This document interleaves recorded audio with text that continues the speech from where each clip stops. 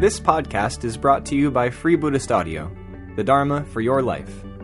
Our work is funded entirely by donations from our generous listeners.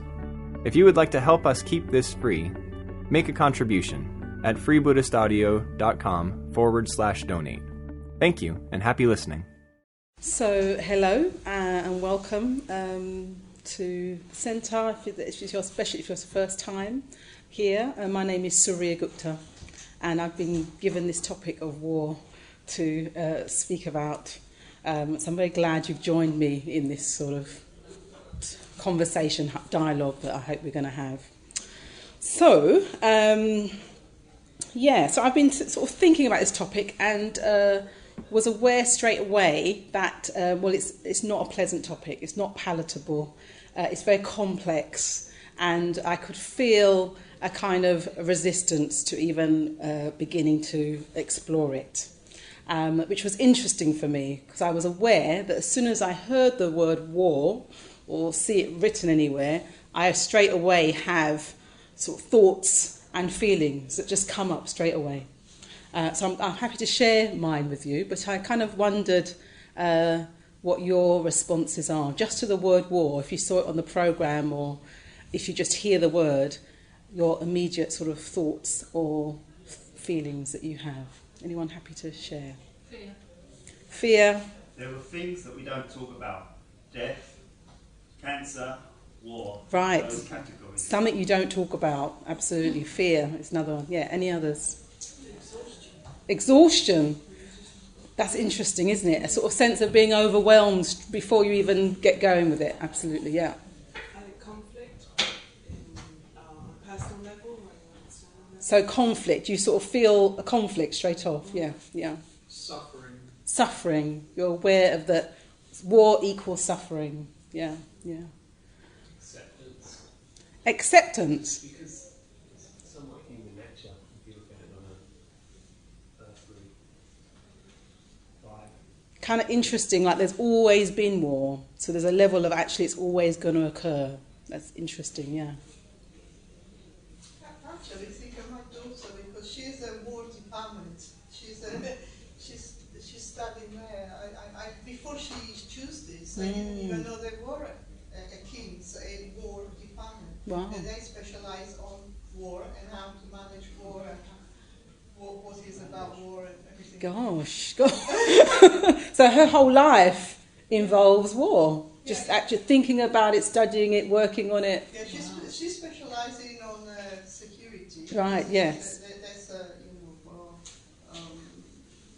That's computer security, Yeah. all this stuff. But within the war department. Yeah, right, and fascinating. So you think of your daughter, and actually that's probably the case if you've got any personal connections, anybody that you know is in the forces or something like that, then you'll think of them, yes. So quite an array of different responses that we have, from the kind of sort of very heavy feelings of being overwhelmed to a kind of sort of philosophical perspective on it. If you think about war, it's always occurred as long as we've been here. So that's kind of interesting, and certainly my sense when I was thinking of it was a kind of sense of resistance. I don't really want to go there. I don't really want to engage in that because I know if I do look at it, I'm going to be thinking about suffering. I'm going to be feeling some pain within my body, some conflicting thoughts in my mind. Yeah, so that was my response when I thought of the word war. But we have it, don't we? War is with us. We're very lucky in this country that we've been at peace for a number of years, so we don't have to, on our day-to-day level, think about war usually.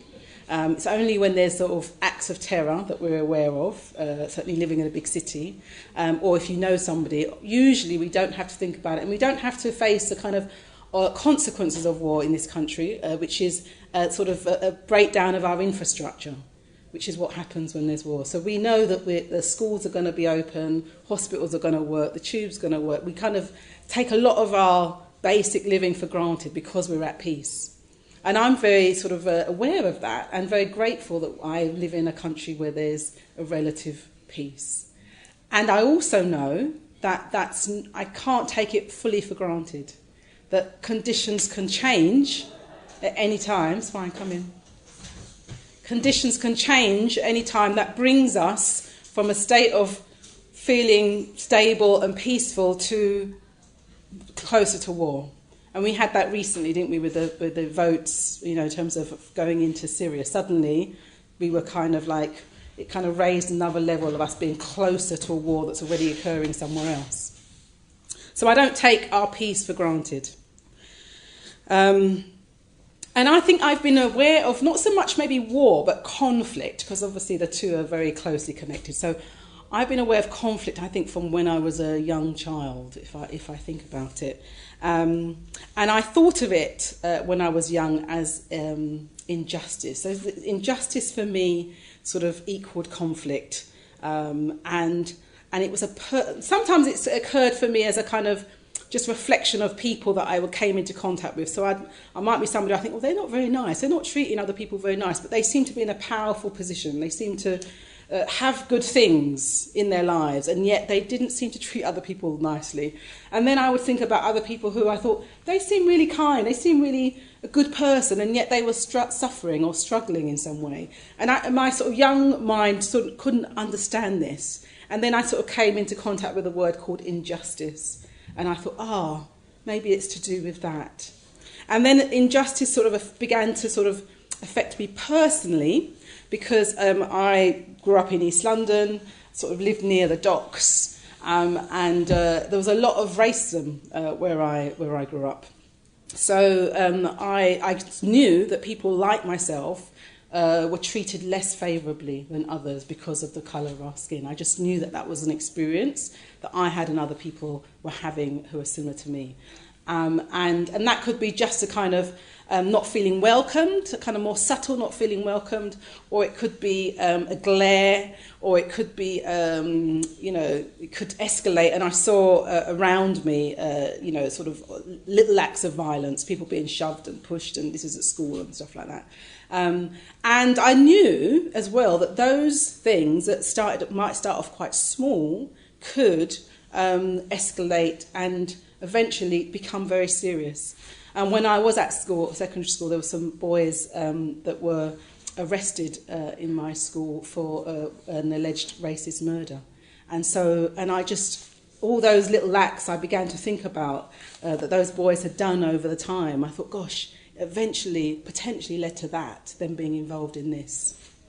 So I could see that conflict was very present for me, and I could see that it could start seemingly small and escalate to even death. And then I saw that on my screens as well. So, 6 o'clock news. I never liked the news as a child because it would start off okay sometimes, or it would start off really bad. Either way, it was always going to be something on the news that I didn't really want to engage with. But there it was, the news was there, and I was also fascinated. So I was kind of fascinated by the news, and at the same time sort of recoiled from it at the same time. I don't know if any of you had that kind of experience as a child. That was certainly my experience. And I remember my mum's quite an emotional woman, and she would often cry at the news. So if there was some terrible thing that happened in the world, she would be watching, and then eventually she would just start crying. And I just didn't know how to deal with that as a child, because I kind of thought, on the one hand, I felt the pain of what she was watching as well. And at the same time, I was kind of, it's a mixture of embarrassment and a bit like her crying somehow brought it closer to me. Her sort of having that emotional response meant that I had to, had to be more aware of what was going on somehow, because she was impacted by it. I think when I was older, I got a bit sort of, I was still a teenager, but she did this one day and she was crying, and I was like, Mum, we don't even know them. What are you crying for? And she looked at me and she said, they're people like us. That could be my sister, my brother, my child. And I didn't have a response to that. I kind of knew that what she was saying was the truth somehow. I kind of knew that she was giving me a very important lesson. And I'd credit my mum now for giving me my first sort of Buddhist teaching, even though she's not a Buddhist. Because Buddhism says, and if you were at the last talk, you heard David Mitra say a bit of this as well, Buddhism says we don't see the world as it really is. We have lots of wrong ways of seeing and therefore experiencing the world. And one of the ways we do this is that we see other people as very separate from ourselves. So we sort of go around our lives going, well, this is me over here, this is you over there, I'm doing my thing, you're doing your thing. The two things don't really connect or, intersect in any way. And it's really nobody's kind of business what I do. It's kind of, that's how it ends up sort of playing out really often in the way we live. And Buddhism says that's not actually how it is, that we're so much more connected than we could even imagine. And if we actually did experience our connection with each other, we would live a very different way. If we experience it like my mum at that point was watching TV and she felt her connection with those people on the screens. If we actually went around feeling like, actually, you're as valuable as I am. I actually I'm cherishing myself in the way that I would cherish you, even if I don't know you very much. If we actually had that sort of way of relating to others, we would live a very different way. And Buddhism posits that we wouldn't cause harm to others because of that. And certainly we would probably, even differences that would occur wouldn't escalate into violence and conflict. Because we would work for peace, we would work for understanding, we would work for harmony, because we know deep down we are deeply connected to each other. So that was my first sort of Buddhist sort of teaching, I would say. So just out of interest, any sort of resonance or questions to that, or comments around what I've just said, around that sort of sense of connection? I was asking you, just interested to know, because I think you're absolutely right about that connection and it would really improve. I think sort of just watching the news, there's so many things happen and there's so much. I feel almost I could deal with it on a personal level, but to watch the news and feel connected with all of that pain would just be sort of almost overwhelming. Yeah, which is what my mum probably felt. She was, her thing was I think that's probably where it was. She was kind of overwhelmed by it too. She was feeling it in a positive way, but there was a sense of her being overwhelmed. And I think if we were sort of opening ourselves up to all that level of pain, we probably would feel overwhelmed unless we had a sort of depth of positivity and a kind of sort of insight, really, some kind of way, some kind of a view that actually supported us to see the world in that way. And we don't usually have that. Yeah. Yeah. Sort of where a lot of the time people, I don't know, but I sort of feel like people don't see connection with other people because it's scary. Because if you start to feel connection, then actually you have some responsibility. Yeah. And you feel people's pain. So yeah. It's very challenging for many. It is a very challenging concept, actually. So it's interesting, this idea that sort of Buddhism can have a sense of its or meditation, like you get into peace, it's very peaceful and it's very chill out and it's really kind of nice, and it is all those things. But actually, it's also very challenging because it means that we are taking more responsibility for who we are in the world and how we impact on others. But it shouldn't be, if we're coming with that positive emotion, it shouldn't feel heavy. So if you think about somebody like the Dalai Lama, who's is always on our screens, he doesn't look like he's burdened down with the cares of the world, does he? He kind of looks like, he's got this kind of joyful sort of feel to him, and that's because he's got that depth of positivity, and at the same time there's a wisdom there. So you kind of, that sense of interconnectedness, you kind of feel like, yes, you can see that we probably are more connected than we sort of imagine ourselves to be a lot of the time. So justice and conflict, as I said, were very present in my childhood, and at the same time, my early years I spent in the Caribbean, on an island, and it was very beautiful. Lots of sunsets and listening to the waves and living very close to the land, And it's quite interesting because I feel that that sort of gave me a sense of peace, really. And not that there wasn't conflict on the island, of course there would have been, but from a sort of child's perspective, I could feel that the landscape was very sort of calming and nurturing and just very beautiful. And I think those kind of things gave me a sense of I really want to experience peace. I had a yearning for peace, and I had a yearning for beauty, and I had a yearning for harmony. So I had these two sort of very different kind of experiences of East End life, which was kind of harsh in a way back then, and at the same time this sense of it doesn't have to be like that, I want a yearning for peace. So, and I guess I thought, and I guess the other thing about that, in being on the island, was that many people on the island were very religious people. So they had, it was like the material was, there was more to life than just the material, just in the here and now. So I think that kind of gave me a sense of perspective as well. So I guess I thought, I didn't know how was I going to achieve peace if there was all this conflict in the world. That was the sort of conundrum that I had. I want peace, I want to be happy, but there's all this pain and suffering. How do I bring these two things together somehow? So I think my response to that as a teenager was, well, let me find out the cause of conflict. If I can find out the cause of conflict and address it in some way or other, then maybe that's a way forward. And I saw it then, as I said, as injustice. I saw injustice as a reason for this conflict. I don't necessarily see it like that now, but I'm kind of interested in what you think are the causes of conflict and war. What do you think brings it about? Greed and ego, and a sense of wanting more power. So wanting more power, greed, sort of wanting to accumulate things, Fear, okay. Fear of being attacked, fear of somebody having more power than you.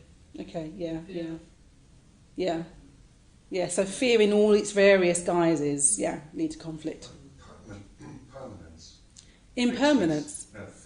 Fixedness. Trying to keep things as they are. Trying to keep things as they are. Lack of acceptance of impermanence. Lack of acceptance that things will change and we don't want them to change, and we need to shore up how we want things to be. Like identity, for example. Yeah, like identity. Yeah. I think it's always, for me personally, I like to look at it in two different directions. So molecular level, so I think in science terms, and then also pulled right back at the same time the sense of impermanence and kind of getting into concepts of reincarnation, or more so if that axis was time, pulled right back out. And I think you can start to head off in the right direction to connect, sense of connection. Right. And I'm going up a little bit topic here, this concept of impermanence. Yeah. Okay. Right. Okay. Yeah. It's very interesting what you were saying, because when you were talking about conflict and the relation with suffering, is actually the foundation of Buddhist thought. Mm-hmm. In fact, if you look at the Four Noble Truths, that's exactly looking at the origin. Yes. Not just looking around, but looking at exactly what the causes are. Yeah. So there is a connection with the Buddha straight away at that level. To answer the other question, I believe that the fundamental problem is greed, but the greed is not, it wouldn't be so bad if it wasn't translated into capitalism. Okay. And mature capitalism, which is even worse. So it's just that if you follow greed step by step, you actually realize that what's required is a total change both of the condition in which we live and of the mind of the people. Yeah. So it actually becomes then a very, very big issue. It's a very complex one, because what happens with this topic of war and conflict is that people and people have studied it for years, haven't they? And they'll come at it from very different angles. So the psychologists will say one thing, scientists might say another. biologists, historians might say another, you know, and it's not that they're wrong at all. It's just that they're different, looking at it from different aspects, different angles. What Buddhism says is that, as I think you were sort of alluding to that, is that it's greed, hatred, delusion drive our sort of behaviours. Now those things might attach themselves to all other kind of things, wanting power, wanting shoring up identity, but the basic sort of nub of kind of how we're conditioned is greed, hatred and delusion. Those are driving the way we kind of operate often in the world. Yeah.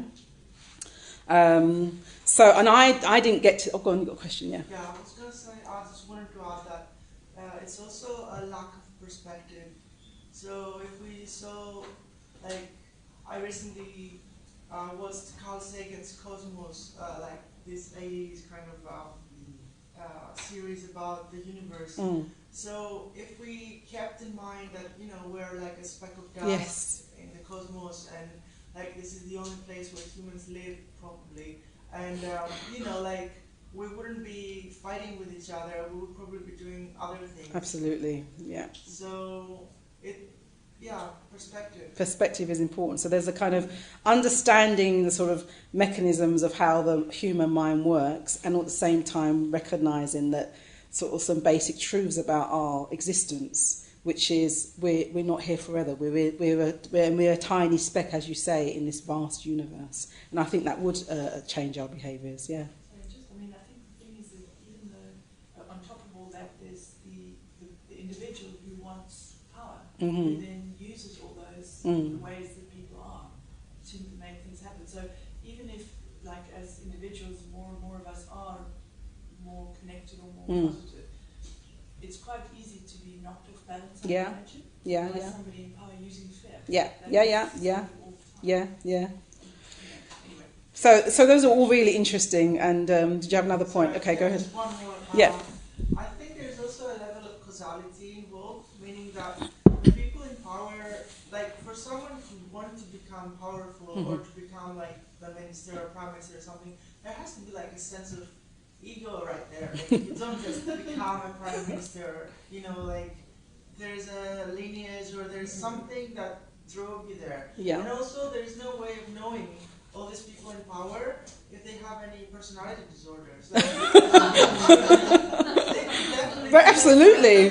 I think we could say that we've had some very powerful leaders in history that have had personality disorders or some kind of condition of some kind. Absolutely. So I think it's interesting, your point. I think the fact is people's drive for power comes from all kinds of motivations, isn't it? I think that we can say that. It probably comes from all kinds of motivations, some of which are positive often, and the kind of journey to power, people talk about the journey to power sometimes corrupting that or changing those original motivations. I'm not a leader, so I can't really comment, and it'd be very interesting for leaders to kind of explore that, you know, like what are the motivations, and you know, has that been changed? Has our positive motivation been changed in the pursuit of the position? Very interesting. Can I say something? Yeah. I'm going to say, on a bigger scale, everything is energy, right? Both on the physical and the metaphysical levels. And war creates a lot of negative energy. Yeah. Right? So there are people in the world, or something else in the world, or in the universe, which would like to have negative energy coming from this planet. And so they would be the ones that are trying to instigate war to cause negative energy. They maybe had or need the desire to have negative energy. So where I'm with you on that is that war does create negative energy. I think we can all see that. And what we don't know, I guess, is that negative energy, I mean, that sort of negativity that cause has other repercussions, doesn't it? That's the thing. It doesn't, you know, like any negative act we have has repercussions, and we don't know the kind of where that's going to stop, actually. I think that's a thing.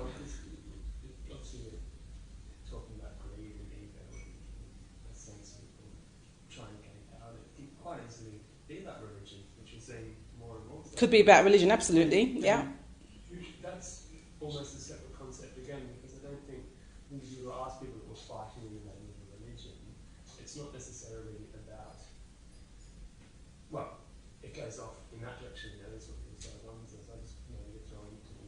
Yeah.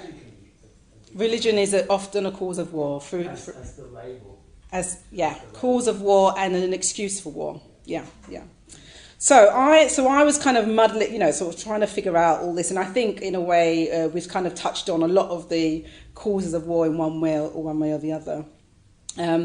What I would say is I sort of was aware that, okay, I want to work. I'm not happy with the world as it is. There's injustice, there's suffering, there's war, there's conflict. Same time, I want peace, I want happiness, but I need to address the causes of war. I need to work for this. What I was aware of is that in my sort of desire to act for sort of change, if you like, that, what I was aware of was that watching or hearing about suffering made me angry. Yeah, I got angry. And I was aware that with that anger, I could very easily blame the people that I thought was causing the harm. And my anger could easily tip over into hatred.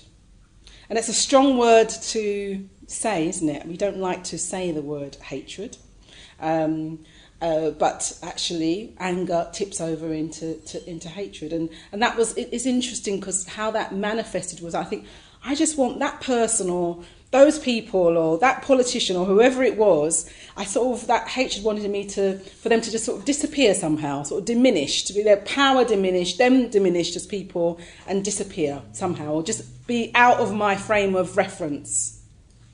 And I could see even then that there was a conflict with my sort of desire for peace and harmony and my response to injustice. I could see that how are these two things going to come together, really? Because if I'm fighting for peace, but I'm angry with the people that are, and so there's hatred there, how am I going to arrive at peace within myself and happiness? I could see that the two things weren't going to work, basically.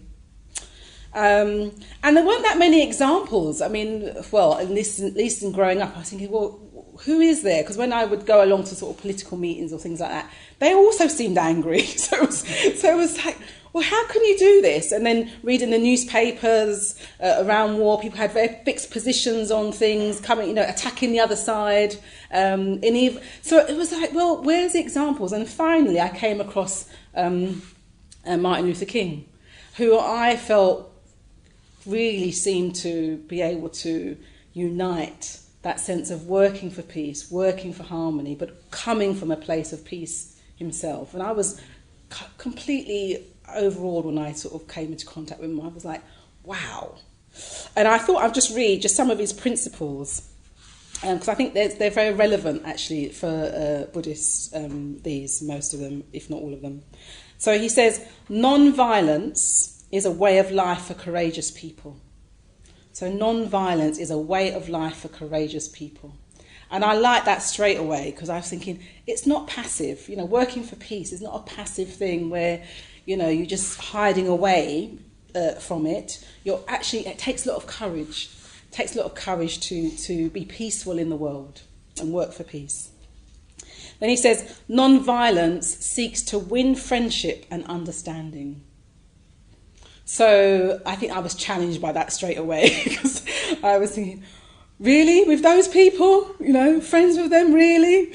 But that's what he does, seeks to win friendship and understanding. Then then it says, non-violence seeks to defeat injustice, not people. So that's very clear. This one's a bit more challenging, I think. And it says, non-violence holds that suffering can educate and transform. So, and he gives a few examples of those. We don't have time to go into all these, but do look them up if you're interested in that. And then he says, non-violence chooses love instead of hate. And non-violence believes that the universe is on the side of justice. And I would add, as a Buddhist, non-violence believes that the universe is on the side of love. Aren't they great?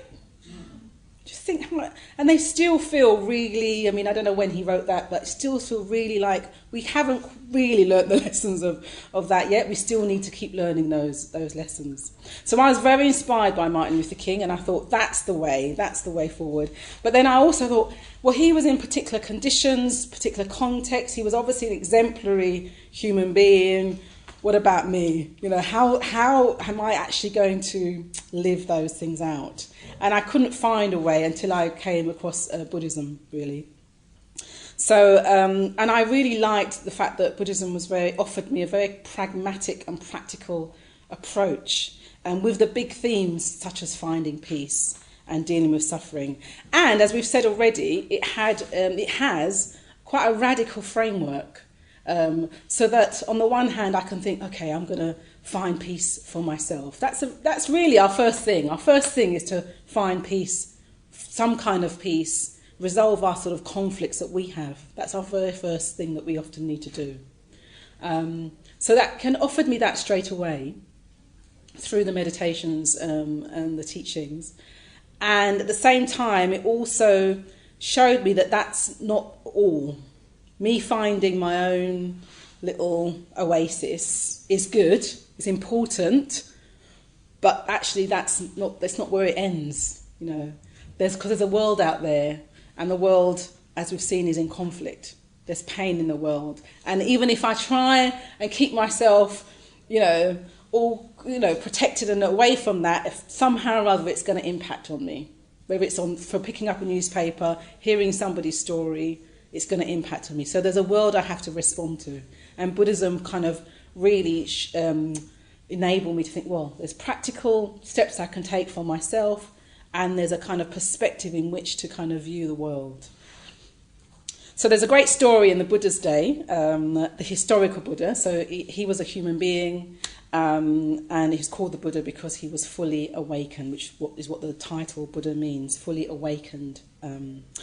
And what that actually means, I think, because you can only imagine, is that his mind was constantly positive, constantly creative, loving, clear, and wise. And it means he wouldn't have been afflicted by the things that we've talked about: anger, fear, greed, all of those other things.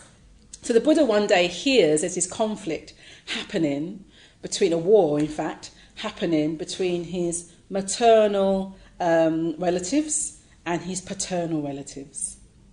So he goes, treks, and finds these warring factions, and they're arguing over a stretch of water. So and then there's insults are thrown. People claim that water is their own. Insults are thrown. Then blows are thrown, and there's a full-scale war. And the Buddha intervenes. And he asks them what they're fighting about. And they both say, straight off, that other side's terrible, they're horrible, they said this to me, they said that to me, they did this, they did that, and the other. Which is kind of what we do, right? Sort of. And it takes him a while to actually really get to the real nub of what they're fighting about. And then finally they tell him, oh, actually it's about the water. We're fighting about the water. And I find that interesting because actually when conflicts happen, I'm sure this happens, well, I can't assume it happens in your life, but it certainly happened in mine, is that things can start off kind of quite small around a very specific thing and then develop. And then before you know it, you've even forgotten what you were arguing about, or you had to trace yourself back and think, what was it about again? Why are we arguing about this? Yeah? Does that all resonate with you? So they do agree. There's progress because they agree. Actually, yes, we agree that it's the water that's the problem here. And then he says to them, so how much is that water worth? And how much money? And they go, well, it's in those days, it's worthless. It's worthless. We need it, but it's worthless in terms of money. And then he says, well, how much is the price of a warrior? How much would you give for a person's life? And they say, well, that it's priceless. A human life is priceless. Once it's gone, it's gone. And through that, they're able to see that what they're fighting about is not worth it's not worth it. It's not worth the violence, the loss of life, this stretch of water, and they agree to share that water. So, and that's, in a way, it's kind of conflict resolution, isn't it? It's what sort of mediators do. It's kind of, they try and get people to see, what they share in common, and help them think what matters most here, and what are we losing if we continue on this path, yeah?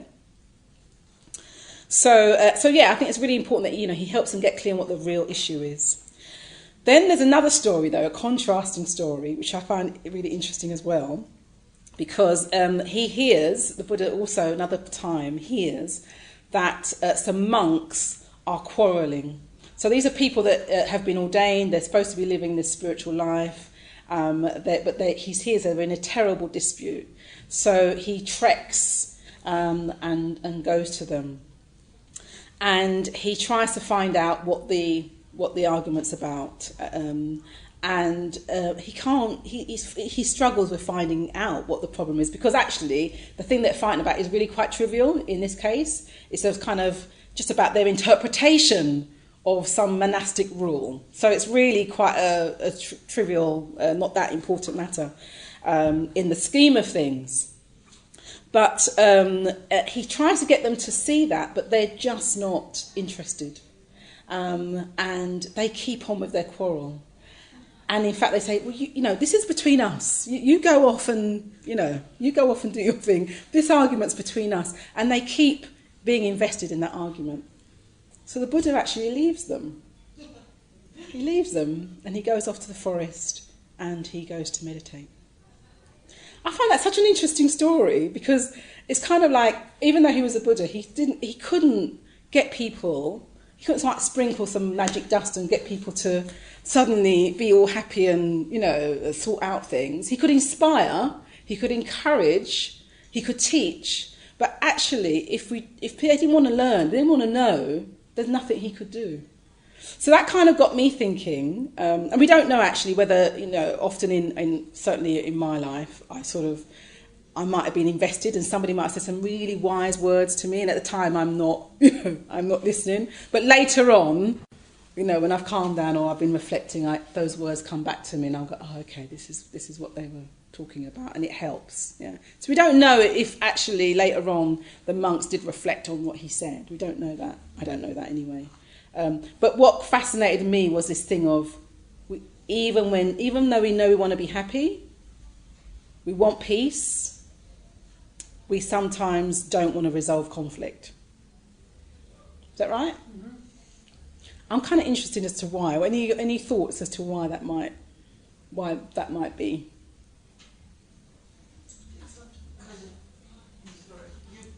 Go ahead. So at that point, we're too self-involved and too caught up in our own story, and at that point, whatever the other person says seems whatever.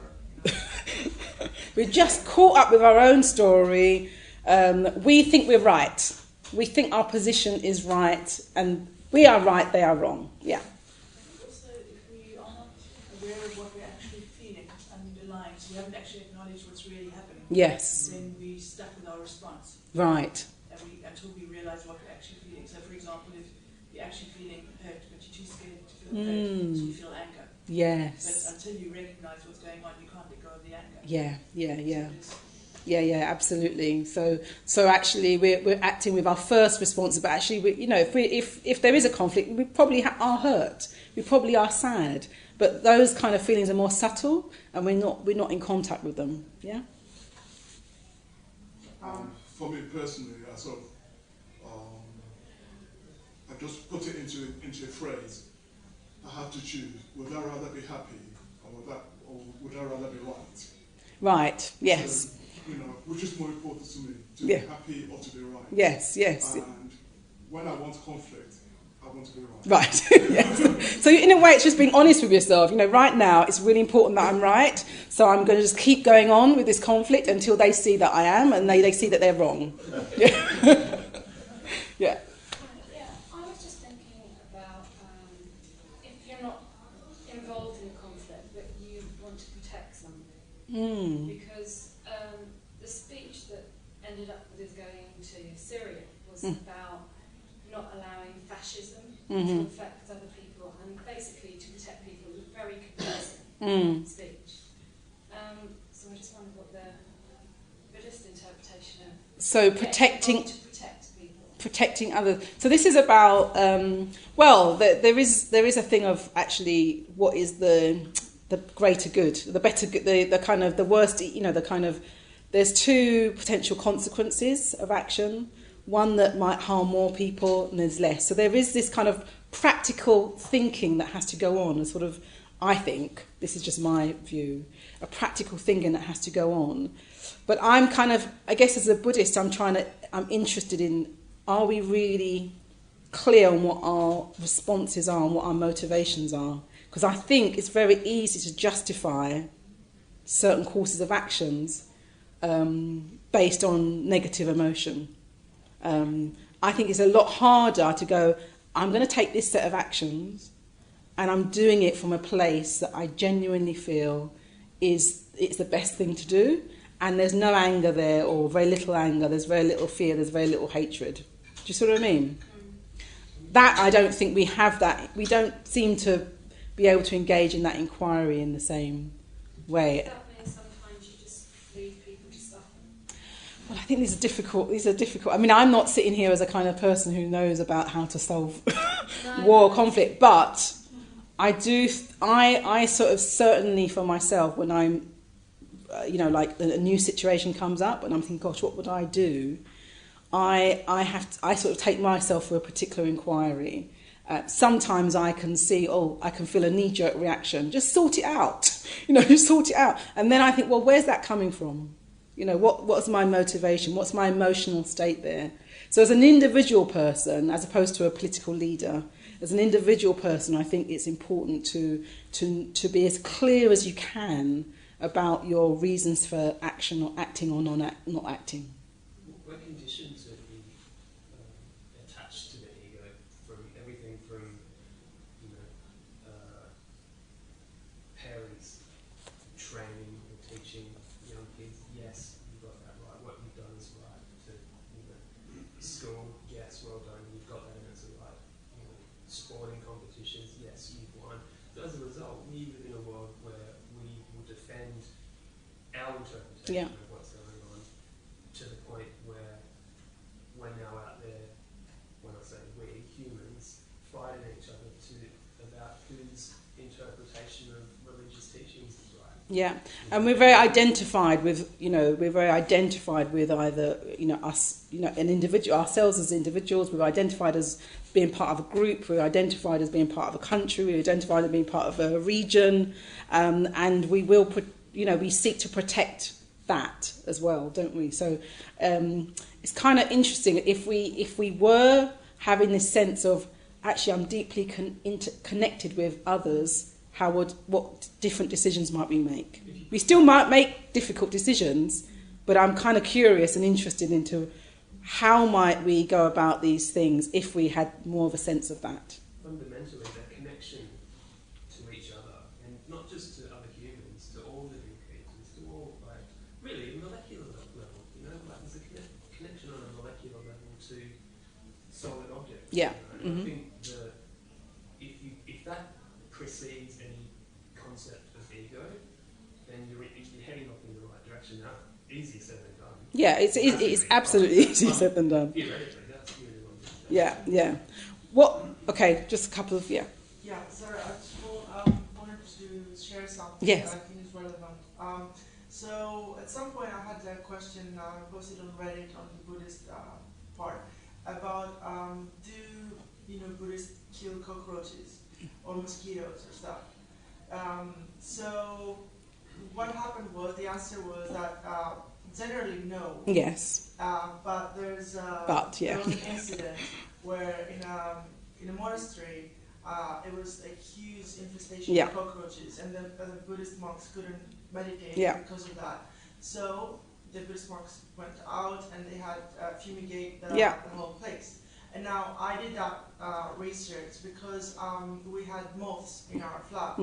and I was like, oh, I don't want to kill them all, but at the same time, like, my mom's nice sweater is getting so, because there weren't many, like, that many, that I needed fumigation, what I decided to do was to take a cup and a piece of paper and cup them and take them out of the window and like save the ones I could. And in the beginning, when I used to see a moth, I would be like, oh, stupid moth. Oh. But then like continuously doing that practice of saving the moth and taking them outside, that it's been, I don't know, maybe I'll save like 100 moths already. Wow. Like, oh, here you go, little moth.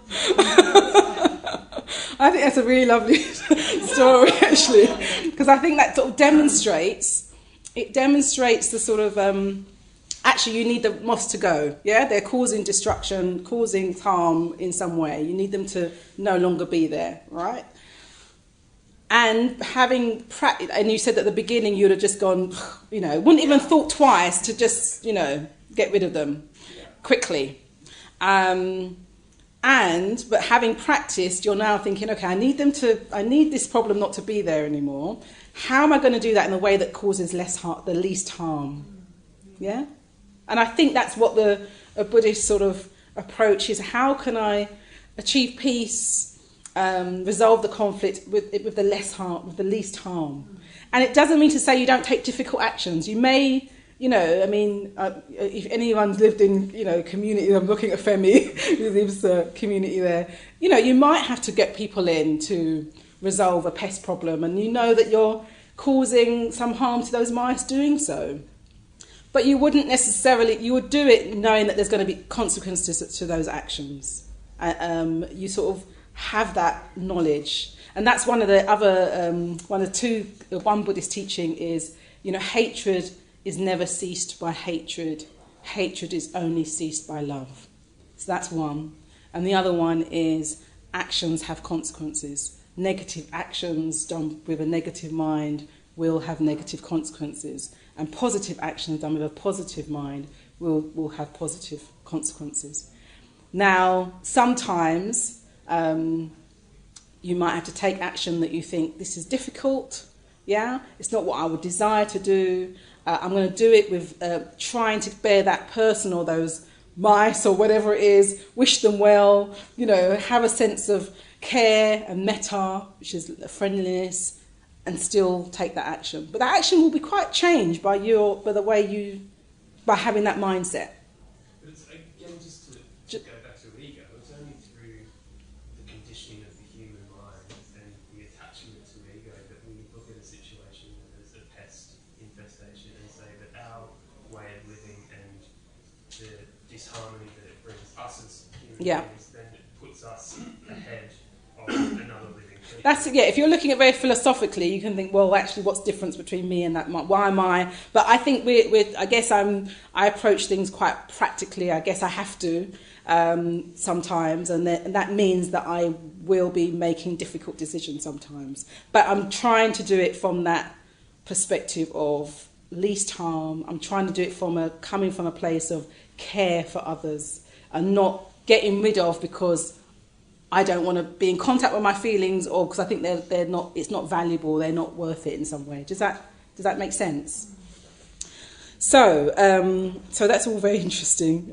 So with the practices we have as Buddhists, in a way, I mean, you know, that sort of fight-flight response. Yeah, I don't like mice. All right, so I haven't overcome my fear of mice yet. I'm getting better, you know. But so I have a flight response when I see something like that, and now somebody else might have a response, as you said earlier. You know, just get rid of it. That's kind of so. We have this psychologist said we have this fight-flight response, and what meditation tries to do is give us a space whereby we're not acting from either fight or flight. Yeah. We're acting from a conscious awareness basically, and trying to think what is the best thing to do here. Yeah? And it just gives us that space to reflect. So the Metta Bhavana is a really key practice, which is where we're coming from a place of, we're cultivating friendliness to all others, including our enemy, including the people we think are causing harm. It's a very powerful practice, really. And we also include ourselves in that. You know, we want to develop a sense of positivity and friendliness and love for ourselves. So we're looking after ourselves in that too. Yeah. Sometimes people have a sense of, it's about being good to others, and it is about, being positive to others, but that includes us too. And we're transforming in the meditation, we're transforming and being aware, firstly being aware of our negative emotions, because often they're masked, by justification or by just not wanting to contact what we're actually feeling. So we're being in contact with our negative emotions, and we're allowing them to be transformed. So if you were in the last talk, fear can be transformed to calm. Anger can be transformed to clarity, to actually seeing something clearer. And when I'm in a conflict, and I would love to say that being a Buddhist for a number of years now, I don't have conflict anymore. Conflict doesn't exist for me, but that's not the case. I still experience conflict. However, how I approach it now is quite radically different to how I would have done in the past. And the meditation is a key part of that. And the reflection and talking to friends is also really important. So I ask myself some key questions when I'm in conflict. And I'll just share some of the questions that I ask myself. It depends on the situation, but these are some of them. So what am I protecting? What am I holding on to? Can I step into the other person's shoes? How are they feeling? What is the conflict really about? Can I disagree and still feel care and concern for the other person? How is my negative emotion obscuring my understanding? What happens if I allow love in for myself here and for the other person? In what way am I similar to my enemy? So those are a few of the questions that might pop up when I'm reflecting.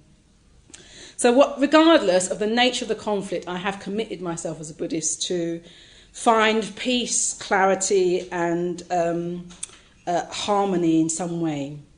And if I'm taking action, to try as much as I can to come from that place. Yeah. So as a young person, I talked about, sort of this kind of conundrum between those two, finding peace finding peace within, but also working for peace and dealing with conflict that was out there. And very pleased to discover, the Dharma and Martin Luther King and the Dharma. But I think there's one other thing, and that the Dharma has given us all those practices and a perspective. And one of the perspectives it does give us, and I think we have touched on it a little bit today, is impermanence and death. And there's this phenomena, isn't there, of people who confess on their deathbed, to harm they've caused, or share regrets. That's a very common thing that happens. And I often think that if we really knew that and felt our own impermanence, that life was fragile and could end at any moment, and if we really knew we couldn't take certain things with us, if we really knew that the status or position or job or land or money or whatever it is we're fighting for, the views, if we really knew and had a felt sense that we couldn't take it with us, we had to let it all go, how would that sort of change our interactions? And I really feel that it would change them very radically. I think we would work for harmony quicker. I think we would let go of our view of our being right quicker. I think we would feel another's pain more, keenly, and we would strive to create less harm. So I think Buddhism has really given me that sort of perspective, and it keeps challenging me, I think, to speak up to prevent harm, because it's not, sometimes it's happening out there, and I think, actually, I can see what's going on, and if I don't speak up, that situation continues. So it encourages me to speak up, and it also encourages me to let go. So to let go of when I'm being a bit sort of small-minded or righteous, let go of my petty grudges. It sort of keeps encouraging me to do that.